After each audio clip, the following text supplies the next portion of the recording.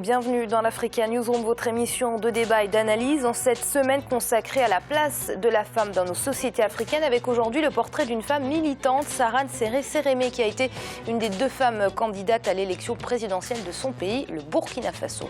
Au sommaire également de cette émission, Ama Amadou, évacué à l'hôpital américain de Neuilly en France.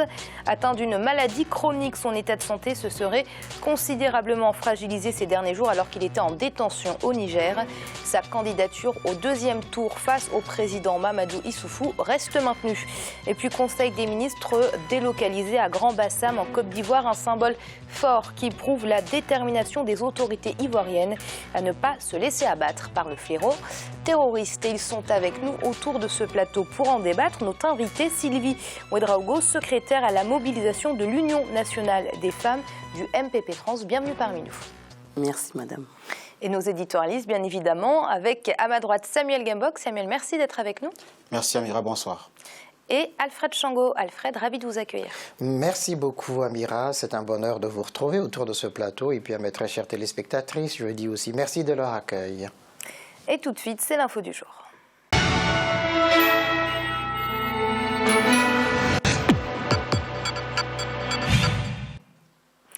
L'opposant nigérien Ama Amadou évacué vers la France. Ama Amadou suivra donc le second tour de l'élection présidentielle depuis un hôpital français. L'opposant nigérien, malade et détenu depuis 4 mois au Niger, contraint de faire campagne depuis sa cellule. Il s'était tout de même qualifié pour le second tour en obtenant 17,79% des suffrages contre 48,41% pour le président, candidat à sa propre succession, Mahamadou Issoufou. Et on fait un point sur cette élection présidentielle dont le 2e tour aura lieu ce dimanche avec ce reportage de notre correspondant au Niger, Sadou Alizé Mokhtar. Au Niger, pendant que le processus électoral du second tour se poursuit, l'opposant Ama Amadou est évacué par avion médicalisé en France. L'ancien président de l'Assemblée nationale souffrirait d'une maladie chronique pour laquelle il est suivi tous les 3 mois à l'hôpital américain de Neuilly-sur-Seine en France, selon son médecin. Pour rappel, l'opposition regroupée autour de Ama Amadou avait déclaré que son candidat n'irait pas au second tour du scrutin s'il ne bénéficiait pas d'une liberté pour battre campagne. J'étais très déçue d'apprendre cela. Je pense que ce sont des politiciens, ils ont l'habitude d'aller à des élections. Aux élections, on a toujours un gagnant et un perdant. Et ce serait vraiment dommage que l'opposition nigérienne se rétracte face à un jeu politique qui est courant dans ce pays. J'étais vraiment déçue. Et je les invite vraiment à aller aux élections, à battre campagne et à espérer gagner parce qu'on va toujours dans l'espoir de gagner. Ce serait très décevant de laisser la victoire à son adversaire sans pour autant combattre. Le second tour de l'élection présidentielle est prévu pour le 20 mars 2016. En prison, Ama Amadou est arrivé 2e au premier tour. Certains observateurs estiment que le retrait de l'opposition augmente les chances du président sortant, Mahamadou Issoufou, de remporter le scrutin. Si jamais ils refusent, en tout cas ils mettent leur menace à exécution jusqu'aux élections présidentielles, je suis convaincu qu'ils ne reconnaîtront pas les autorités qui seront issues du processus électoral, notamment le futur président de la République qui sera élu à l'issue du second tour du 20 mars ne sera pas reconnu par la COPA et ça va nous amener dans une situation d'impasse politique. Le Niger se prépare pour le second tour de l'élection présidentielle prévue ce dimanche 20 mars qui opposera Mahamadou Issoufou à son rival Ama Amadou. Malgré le retrait de l'opposition au scrutin, l'agenda électoral reste inchangé au Niger. Samuel, les autorités nigériennes ont donc laissé Ama Amadou quitter le territoire pour la France, pays vers lequel il s'était déjà exilé l'année dernière. Y a-t-il un risque qu'il y reste de nouveau ? Il y a un risque, tout dépendra de l'évolution de son état de santé. Je pense que son médecin est la personne la mieux indiquée pour indiquer si finalement il peut retourner dans son pays ou pas. Et lui aussi, tout dépendra de sa volonté de retourner dans son pays. Si les conditions sanitaires lui permettent justement de retourner et surtout si la prise en charge au niveau national peut être garantie, je pense que tout dépendra de lui, tout dépendra de son médecin. Et au niveau du jeu politique, tout dépendra encore une fois de lui et de son électorat. Voilà. Alfred, justement, on en parle peu de son médecin personnel, le médecin personnel d'Ama Amadou, qui est en garde à vue. Il avait alerté sur la dégradation de l'état de santé de son patient. Il a été arrêté mardi pour diffusion de fausses nouvelles. Il a été mis en garde à vue. Qu'en pensez-vous ? Bien, Amira, je trouve quand même que c'est déplorable, j'allais dire détestable, ce qui arrive au Niger aujourd'hui.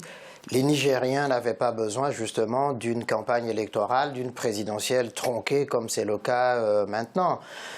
Je ne sais pas si Mahamadou Issoufou est content de lui, s'il est heureux de se retrouver tout seul comme ça, mais ce n'est sûrement pas la démocratie nigérienne qui grandit justement de cette épreuve-là.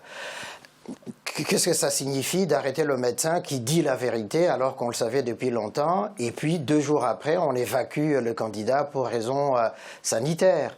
Ça voudrait dire qu'il y a une volonté réelle du pouvoir en place de Mahamadou Issoufou de tout faire pour que l'opposition ne puisse pas justement aller à ce second tour de l'élection présidentielle. Mais évidemment, comme beaucoup d'entre eux ont dit qu'ils allaient se désister, et donc ça a facilité les choses. Mais je pense effectivement que n'est pas très sérieux de la part du pouvoir nigérien actuel, et c'est dommage qu'on en arrive là.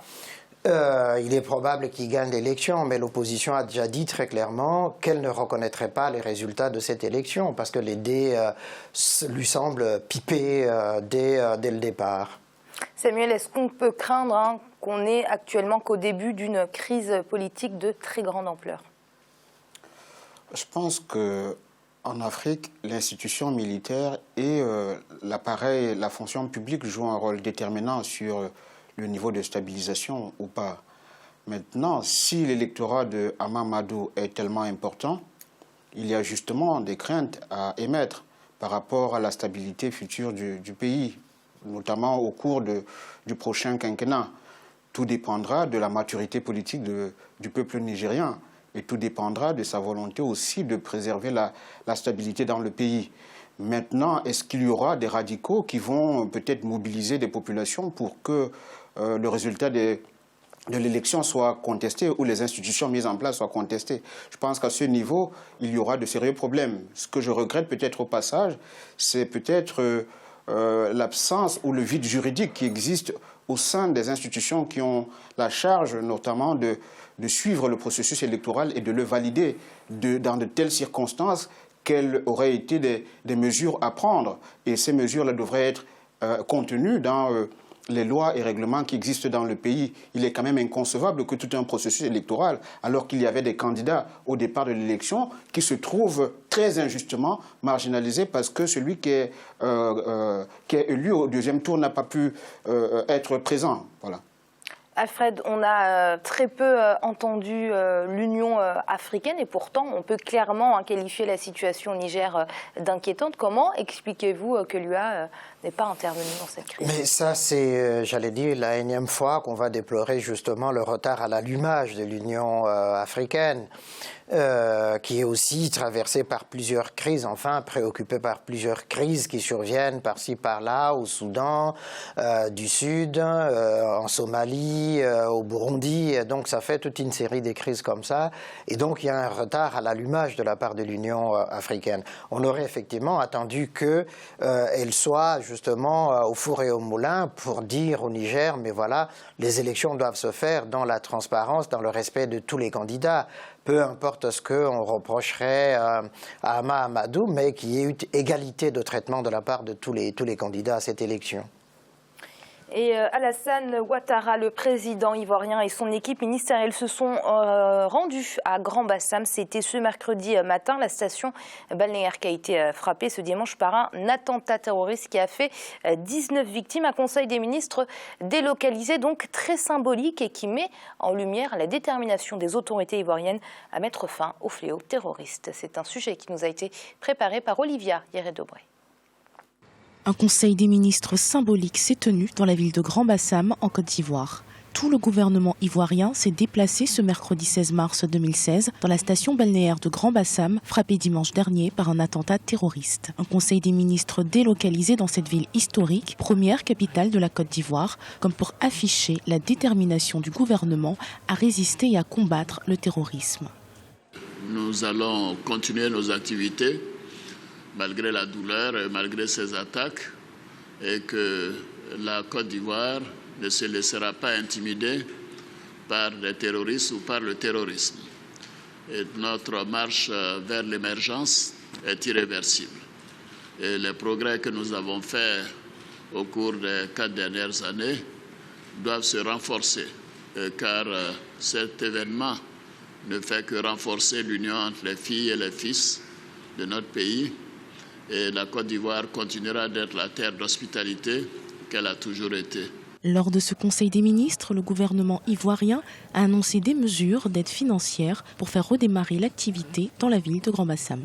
Il a été proposé qu'un soutien soit apporté pour éviter justement un impact trop important au niveau de l'activité économique de la ville de Grand-Bassam, aux hôteliers en particulier. Donc le soutien qui a été arrêté par le gouvernement de 200 millions de francs CFA. Au niveau des artisans, vendeurs, transporteurs, etc., il a été décidé d'apporter un soutien là aussi de 50 millions de francs CFA. Et un soutien va être apporté à la mairie pour prendre en compte les aspects logistiques, les aspects de renforcement de la sécurité, les aspects de nettoyage, de remise en état d'infrastructures qui auraient pu être abîmées, etc.